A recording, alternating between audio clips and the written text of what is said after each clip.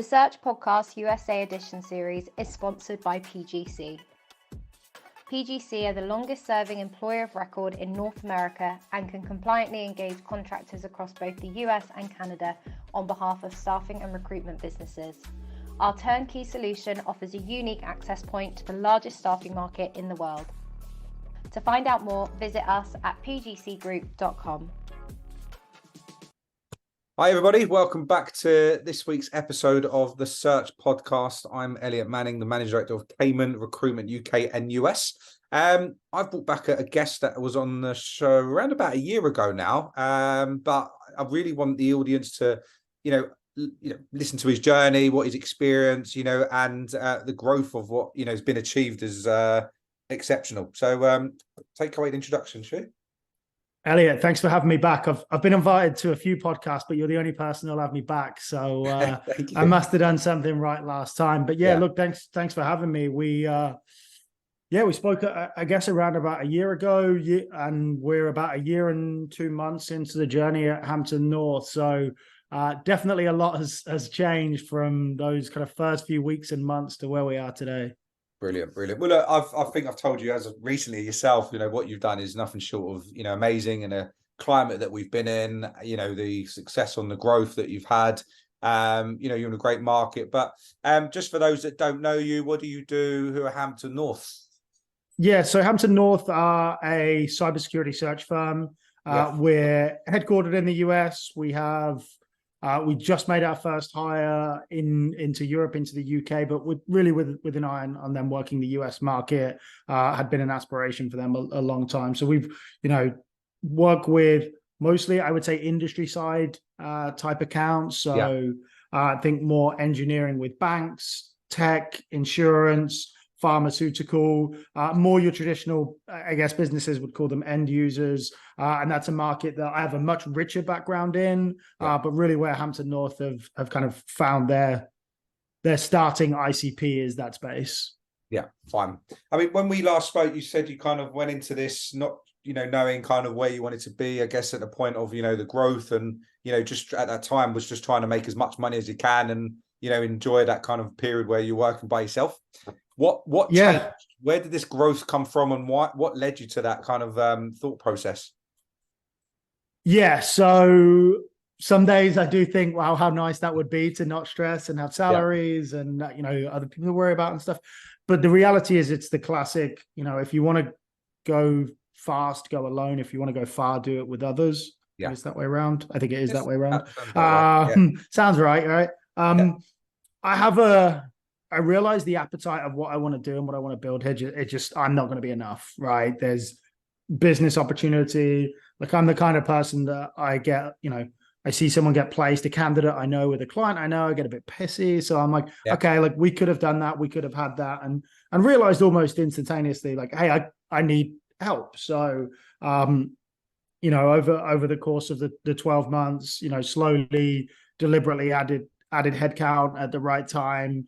And we're 4 today, we'll be 5 as of November 15th, which again, in the first 14 months of a business that is entirely organic, self-funded, that's money that I've either thrown into the business or that we've made ourselves. And I've never been part of one of these exits. I'm not generationally wealthy. So when I say I've thrown money in, I don't have $500,000 sitting around to do that. So we've grown nicely. But I guess I realized, there is whilst there is a somewhat down market this year, it's been hard. I'm not going to hide from that. For me, that creates opportunity. The folks who have built $1 million are doing 400 this year. The folks that, had free reign for the last few years are getting told to be back in the office 5 days a week and smash the phones, etc. So I'm seeing this as an opportunity of folks that I actually haven't been able to hire in the past because they've been so happy, as an opportunity to be like, hey, I'm confident we're going to grow. I open the books and say, look, this is where we're at from a revenue perspective. This is what this is what things look like. Would love to have you on board in the journey. And so we've been able to onboard some pretty high profile recruiters in the security space, and that just made it a lot easier, right? The reality of this game is, if you get the right people in, it's half the battle. Obviously, there's some nuance from process and keep people happy and whatnot, but I think we've figured out the people bit, which is obviously some more stuff to do in the middle. But yeah, I think with this slightly tougher year in recruitment, it's provided us an opportunity to bring in folks, and to the point when we just made our last hire, we liked two candidates who came through the process so much that we offered both. We had the money in the bank to do it, which is great. And so yeah, we'll finish this year as 5 headcount, ultimately because I think there is an opportunity for us to handpick and cherry pick some of the best talent in the space right now. And that's purely because you've gone down that remote route, right? So you've got access to talent wherever you pretty much want, stateside, or do you have I don't believe you've kind of got like certain areas or locations you bring them in from. No. UK based at the same time. Why do you have that set up, and do you think that it gets the same success for you that you would have if you was in an office?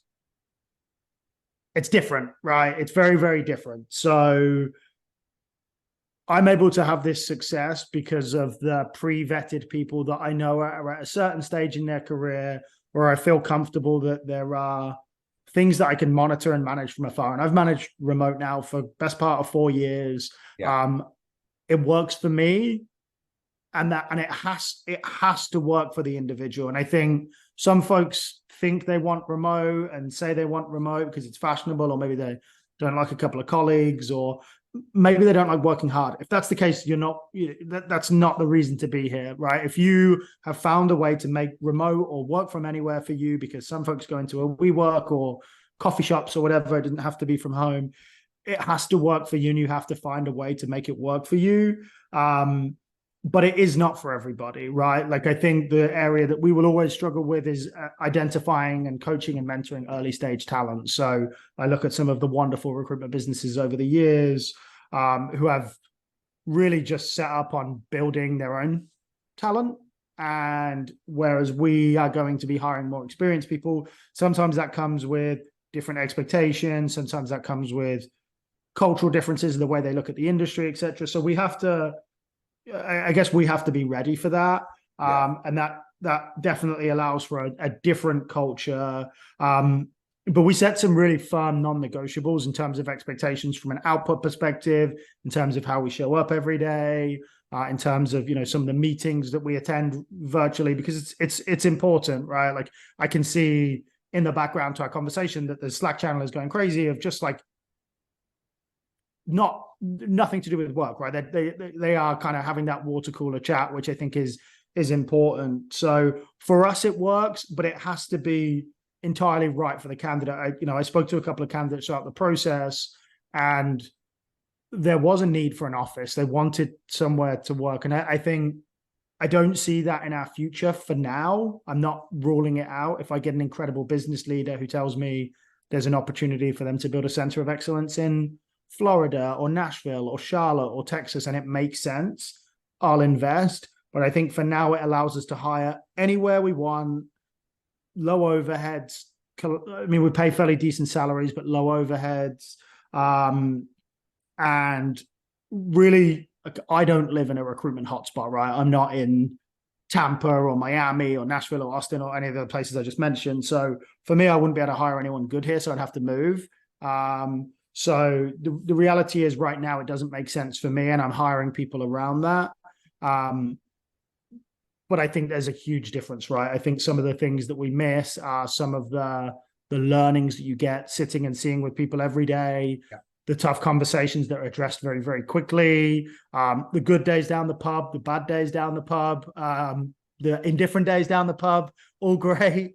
So there's definitely some pros and cons, but I think it really goes down to the people you hire, and we've hired and identified the people that it makes sense for, whether it's scalable to 100, 250, 500 people in the same way that having, very specific offices remains to be seen, but I know it's going to come with its challenges. Yeah, absolutely. Shifting to a different, side of the business, with your BD, I know that you do a lot of traveling, you meet a lot of your clients, and you put a lot of effort and time into that. I mean, I'm sure I know the answer to this, but ultimately that does have a major impact on your relationship with the client. The work you're getting through them, the rapport that you're building. I don't think enough recruiters in the industry are able or given flexibility to go and do that enough. And when BD and growth on a client perspective is essential right now, have you seen that big difference? Yeah, so I did a top down as we did our Q4 meetup on October 2nd. 87% of the businesses that we've dealt with, we have met in person, which is almost all of them, which again, some before, some after. But the reality is we are so invested. It is really hard to win business right now. I am not hiding behind that. It's the hardest I've found it since I've been, I would say, like a very good established recruiter. It's been difficult, right? And so for me, a sniff of an opportunity, I will jump in a car, I will get in the plane, I'll get in an airplane because I'm committed to these clients, which clients are not used to. And so I think having that opportunity, and I think that's one of the reasons that being stateside is so powerful. I'm nicely located between Boston and New York, that if you said, hey, let's get, it's the afternoon now. If we got dinner tonight, I could be there. If we got coffee, do you want to get coffee tomorrow? I could be there. So for me, it's any sniff of an opportunity that makes sense. I will get in a plane, I will get in the train, I will get in the car, because I just think you really need to double down. And then even after doing a first placement with a client, going for a dinner. And I've always been that way. And to be honest, I was never built to sit behind a computer all day or sit on the phone all day. I much prefer to be doing that side of the business. And, I remember when I first moved to LA years ago, I made it my plan. I had an expense account. I was like, hey, I'm never going to pay for a lunch, right? I'm going to be all over meeting for coffees, lunches, because it's more interesting than sitting at a desk. Yeah. But those relationships have taken care of me over the years, the folks that kind of double down and show an interest in people. And, it's very rare when you go on these meetings that you talk about work. You genuinely find a connection with humans, and people tend to be a lot more, their guards are down a lot more when you meet them in person. And so that's really, that and a social media presence, which I lean into very heavily, have really done me well this year. I feel for folks who are, have maybe had to shift into a new market or, a pivoting or whatever, and they don't have the background or stories to come from. So if I'm in that situation, and I did this exercise with one of my folks today, I was like, okay, so these are the 10 people you need to meet. How do you get out in front of these folks? Because I've no doubt that 10 meetings between now and the end of the year will generate more than 1,000 spec CVs. And that's the way I kind of look at business. And, I know some folks are tied to own expenses or how folks get on the road, but to me, that's how I've made a living is getting in front of people and spending the time to actually, like, more than just chucking a person in there. Actually, I like a lot of the people that I work with, and I would like to think they like me as well, which has made my life so much easier. No, look, I mean, there's too many companies that are in the UK, in my opinion, and those listening in, just again, take the advice, but ultimately they're not making enough effort to go and actually invest in the clients that they need to generate the business from in the US against everybody else. Some of them haven't even been in the US. And it's kind of like, as you've just said, and something you've always done, and a couple of other people I'm aware of in the industry, they put a budget aside, whatever it may well be, knowing there's a good ROI on that, and they can actually sustain relationships a lot better against people that are tapping them up every 5 minutes of a day. Yeah. They're not going to care about them or remember them. But if you get on a plane, and I did this when I first set up Cayman quite a few years ago, and I met every business that I could. It cost a lot to do it, but it was always worth it in the end. And even to this day, whenever I get a chance every quarter, I'm meeting every business possible, just to get the relationship built on a different scale, like you guys have done. So what else can you tell me in terms of like this year, regardless of the client side, and you've got good candidates, you've got a great network of people in industry that you've tapped up to work for you, which is again a huge difference to making sure, even if it was 3 years ago, you still speak to them. What's the plans coming up for the new year? Where do you see the business going in the US, and are you going to do anything differently? So there's a couple of things that I'm excited about. So we've just taken our first steps into doing some contract hiring for some really good clients as a business. So I used to be a contract recruiter, and I liked it, and it was good fun, and I did quite well out of it. Never as many, like I was never the $1 million biller that I was in perm with the big fees in the US. now as a business owner and the recurring revenue hitting my bank and taking care of over, half our overheads monthly before the first day has started, that is definitely a lot more attractive now. So we're definitely going to be doubling down on contract services. I'm sure I'm not the only person saying this in the industry, but the reality is it's very attractive as a business owner to be doing that. So I would expect that from my billing perspective, I will move away from a day-to-day perm biller. I will double down on contract and executive search myself as we continue to grow the team in other areas, which is exciting. Look, from a headcount perspective, we'll grow steadily. I would expect this time next year to be 8 to 10. From a revenue perspective, probably projecting, finishing this year around 1.5, next year targeting around 2.8 to 3.5, depending on where we get from a headcount perspective in NFI, which is exciting. One of the things that I'm looking to do from a branding perspective is continue to double down on the Hampton North brand and try and step it away. I think one of the challenges I've found as a founder is disassociating Stu and Hampton North. I think it was fine when there was one or two of us, but one of the challenges and where we're looking to get some help and some advice is really making Hampton North a powerhouse brand and me just being a part of that, versus the two being married together, which is, it's flattering, but it's also, I have such exceptional people here. So that's the plans. We have quarterly offsites. Our Q1 offsite will actually be in London, which is a ton of fun for the US folks. We'll continue to be involved in the cybersecurity community, hosting events, being active at all the big conferences as well. But yeah, just to, hopefully, I'm hopeful for a somewhat easier ride next year in terms of budgets and hiring and less layoffs in the tech industry. But we'll just play the hand we're dealt. The reality is there's opportunity out there. There's fees out there. I see plenty of other businesses thriving. I know some are struggling, but, the reality is this is where I think the fantastic people are remembered in times like this. I feel like over the last couple of years, everyone was great. I feel like those who are able to grow in a market like this are the ones that in a few years when things maybe level out, they'll be like, wow, these guys quadrupled in size in times when they were tough. You need to know these folks. You need to work with these folks. So that's really what the next kind of 12 months looks like for us.